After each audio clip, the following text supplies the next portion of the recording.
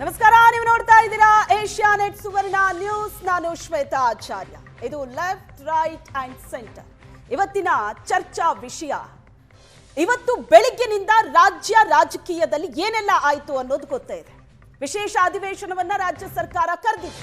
ಇವತ್ತಿನ ವಿಶೇಷ ಅಧಿವೇಶನ ಆರಂಭ ಆಗಬೇಕಾಗಿದ್ದು ಗವರ್ನರ್ ಭಾಷಣದಿಂದ. ನಿನ್ನೆ ಇಷ್ಟೊತ್ತಿನ ತನಕ ಗವರ್ನರ್ ಬರ್ತಾರಾ ಅಧಿವೇಶನಕ್ಕೆ, ಭಾಷಣ ಮಾಡ್ತಾರಾ ಅನ್ನೋ ಪ್ರಶ್ನೆ ಇತ್ತು. ಇವತ್ತು ಗವರ್ನರ್ ಬಂದ್ರು, ಎರಡು ಸಾಲಿನ ಭಾಷಣ ಮಾಡಿದ್ರು.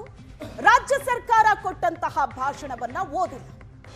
2 ನಿಮಿಷದಲ್ಲಿ ಭಾಷಣವನ್ನ ಮುಗಿಸಿ ಸದನದಿಂದ ಹೊರ ನಡೆದರು. ಇವತ್ತು ಸದನದಲ್ಲಿ ಬಹಳ ದೊಡ್ಡ ಹೈ ಡ್ರಾಮಾ ನಡೀತು. ದೊಡ್ಡ ಹೈ ಡ್ರಾಮಾ.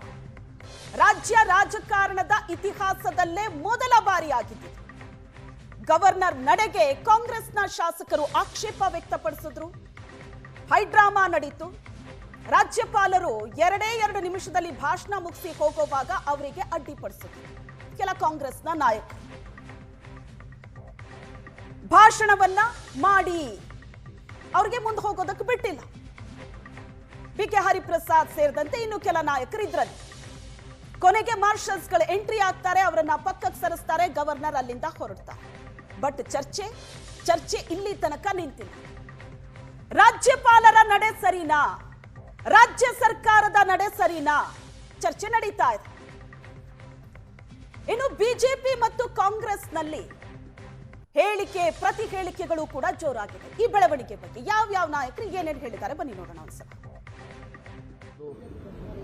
ಅವ್ರ ಮೇಲೆ ದಬ್ಬಾಳಿಕೆ ಮಾಡುವಂಥದ್ದು, ಇದು ಅವ್ರಿಗೆ ಶೋಭೆ ತರುವಂತ. ವಿಧಾನಸಭಾ ಅಧಿವೇಶನದ ಕಲಾಪದಲ್ಲೇ ಇವತ್ತು ಒಂದಿನ ಕರಾಳ ದಿನ. ಇವತ್ತು ಕಾಂಗ್ರೆಸ್ ಸರ್ಕಾರ ಈ ಅಧಿವೇಶನವನ್ನು ಒಂದು ಕರಾಳ ರೀತಿಯಾಗಿ ನಡೆಸಿದ್ದಾರೆ. ಇವತ್ತು ಗವರ್ನರ್ ಅವರು ಅವರ ಮಾತುಗಳಲ್ಲಿ ಅದನ್ನು ಲೇ ಮಾಡಿ ಧನ್ಯವಾದ ಹೇಳಿ ಹೊರಟಿದ್ದಾರೆ. ಇದೇನು ಮೊದಲ ಬಾರಿ ಅಲ್ಲ. ಹಿಂದೆ ಭಾರದ್ವಾಜ ಅವರಿದ್ದಾಗೂ ಕೂಡ, ನಮ್ಮ ಸರ್ಕಾರ ಇದ್ದಾಗ, ಯಡಿಯೂರಪ್ಪನವರು ಇದ್ದಾಗ ಅವರು ಕೂಡ ಲೇ ಮಾಡಿಬಿಟ್ಟು ಹೊರಟೋದ್ರು. ಅವರು ಕೂಡ ಲೇ ಮಾಡಿ ಬಹಳಷ್ಟು ಸರಿ ಹೋಗಿದ್ದಾರೆ. ಇದರಲ್ಲಿ ತಪ್ಪೇನು? ಈ ನಾಡಿನ ಏಳಿಗೆಗೆ, ಈ ನಾಡಿನ ಅಭಿವೃದ್ಧಿಗೆ ಇದ್ರ ಬಗ್ಗೆ ಚರ್ಚೆ ಆಗೋದಕ್ಕೆ ಒಂದು ವೇದಿಕೆ ಆಗಬೇಕೇ ವಿನಃ ಇವರ ರಾಜಕೀಯ ದ್ವೇಷಕ್ಕೋಸ್ಕರ ರಾಜ್ಯವನ್ನ ಕೇಂದ್ರ ಸರ್ಕಾರದ ವಿರುದ್ಧ ಎತ್ತಿ ಕಟ್ಟುವಂತ ಒಂದು ಷಡ್ಯಂತ್ರ ಕುತಂತ್ರಕ್ಕೆ ಸದನವನ್ನು ಬಳಸ್ತಾ ಇರುವಂತದ್ದು ಭಾರತೀಯ ಜನತಾ ಪಾರ್ಟಿನೂ ಇದನ್ನು ವಿರೋಧಿಸುತ್ತೇವೆ.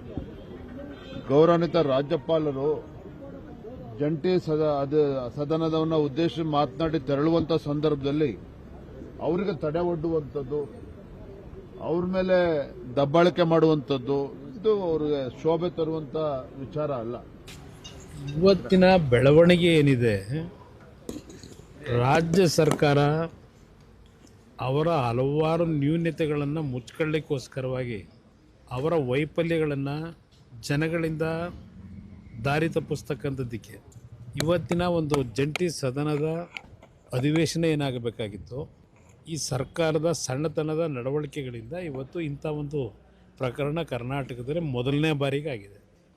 ಪದೇ ಬೀದಿನಲ್ಲಿ ಚರ್ಚೆ ಮಾಡ್ತಂಥ ವಿಷಯಗಳನ್ನು ಈ ಸರ್ಕಾರದ ಮಂತ್ರಿಗಳು, ಮುಖ್ಯಮಂತ್ರಿಯಿಂದ ಸಮೇತ ಇವತ್ತು ಅದನ್ನು ರಾಜ್ಯಪಾಲರ ಮುಖಾಂತರ ವಿಧಾನಸಭೆಯಲ್ಲಿ ಹೇಳಿಸಬೇಕು ಜಂಟಿ ಅಧಿವೇಶನದಲ್ಲಿ ಅಂತೇನು ಹೊರಟರು. ಈ ಒಂದು ಜಂಟಿ ಅಧಿವೇಶನವನ್ನು ದುರುಪಯೋಗಪಡಿಸ್ಕೊಳ್ಳಿಕ್ಕೆ ಹೊರಟಿದ್ದಾರೆ. ರಾಜ್ಯಪಾಲರು ಕೇಂದ್ರ ಸರ್ಕಾರದ ಕೈಗೊಂಬೆಯಂತೆ ವರ್ತಿಸಿದ್ದಾರೆ. ಮಾಡಿರ್ತಕ್ಕಂಥ ತಪ್ಪನ್ನು ಮುಚ್ಚಿಕೊಳ್ಳಲಿಕ್ಕೋಸ್ಕರ ರಾಜ್ಯಪಾಲರ ಕೈಲಿ ಬೇರೆ ಭಾಷಣವನ್ನು ಓದಿಸಿದ್ದಾರೆ. ಜಿ ರಾಮ್ ಜಿ ಕಾಯ್ದೆಯನ್ನ ಹೊಸದಾಗಿ ಮಾಡಿದ್ದಾರೆ. ನಮ್ಮ ಸರ್ಕಾರದ ತೀವ್ರ ವಿರೋಧ ಇದೆ. ಇದು ಸಂವಿಧಾನ ಬಾಹಿರ. ಅವರ ಕರ್ತವ್ಯವನ್ನ ಪಾಲನೆ ಮಾಡಿಲ್ಲ. ಕ್ಯಾಬಿನೆಟ್ ತಯಾರು ಮಾಡಿದಂಥ ಭಾಷಣವನ್ನ ಓದ್ದೇನೆ, ಅವರೇ ತಯಾರು ಮಾಡಿದಂಥ ಒಂದು ಪ್ಯಾರಾ ಭಾಷಣವನ್ನು ಓದಿ ಸಂವಿಧಾನದ ವಿಧಿಗಳಿಗೆ ವಿರೋಧ ಮಾಡಿದ್ದಾರೆ, ಉಲ್ಲಂಘನೆ ಮಾಡಿದ್ದಾರೆ. ಮಾನ್ಯ ರಾಜ್ಯಪಾಲರು ಭಾಷಣ ಮುಗಿಸಿ ಅದು 2 ಲೈನ್ ಓದಿ, he can't read only 2 lines. ನಾವೇನು ನಮ್ಮ ಅಭಿಪ್ರಾಯವನ್ನು ಸೂಚಿಸಿದ್ದೇವೆ, ಹೇಳಿದ್ದೇವೆ, ಅವುಗಳನ್ನು ಅವರು ಮಾಡಬೇಕಾಗಿತ್ತು, ಭಾಷಣ ಮಾಡಬೇಕಾಗಿತ್ತು, ಮಾಡಲಿಲ್ಲ. ಅವರು ಜೈ ಹಿಂದ್ ಅಂದವರನ್ನ ಹೊರಟು ಬಿಟ್ಟರಲ್ಲ, ನ್ಯಾಷನಲ್ ಅಂತ ಬಿಟ್ಟು ಹೋಗಿಬಿಡ್ಬೋದಾ governor? How can you do it? I have already demanded on the floor of the House that he shall apologize to the House, apologize to the nation, the Constitution, and people of Karnataka in particular. ರಾಜ್ಯಪಾಲರು ಭಾಷಣ ಓದದೇ ಇರೋಕ್ಕಾಗೋದಿಲ್ಲ. ಇದು ಸಂಪೂರ್ಣವಾಗಿ unconstitutional, ಅಸಂವಿಧಾನಿಕವಾಗಿರ್ತಕ್ಕಂಥ ನಡೆ. ಇದು ಕರ್ನಾಟಕ ರಾಜ್ಯದ ಪ್ರಗತಿಗೆ, ಕರ್ನಾಟಕ ರಾಜ್ಯದ ಹೆಸರಿಗೆ ಮಸಿ ಬೆಳೀತಕ್ಕಂಥ ಕೆಲಸ ರಾಜ್ಯಪಾಲರು ಮಾಡಿದ್ದಾರೆ. ಇತಿಹಾಸದಲ್ಲಿ ಮೊಟ್ಟ ಮೊದಲನೇ ಬಾರಿಗೆ ರಾಜ್ಯಪಾಲರು ತೋರಿಸಿದ್ದಾರೆ. ಸದನಕ್ಕೆ ಅಗೌರವವನ್ನು ತೋರಿಸಿದ್ದಾರೆ, ಸಂವಿಧಾನಕ್ಕೆ ಅಗೌರವವನ್ನು ತೋರಿಸಿದ್ದಾರೆ.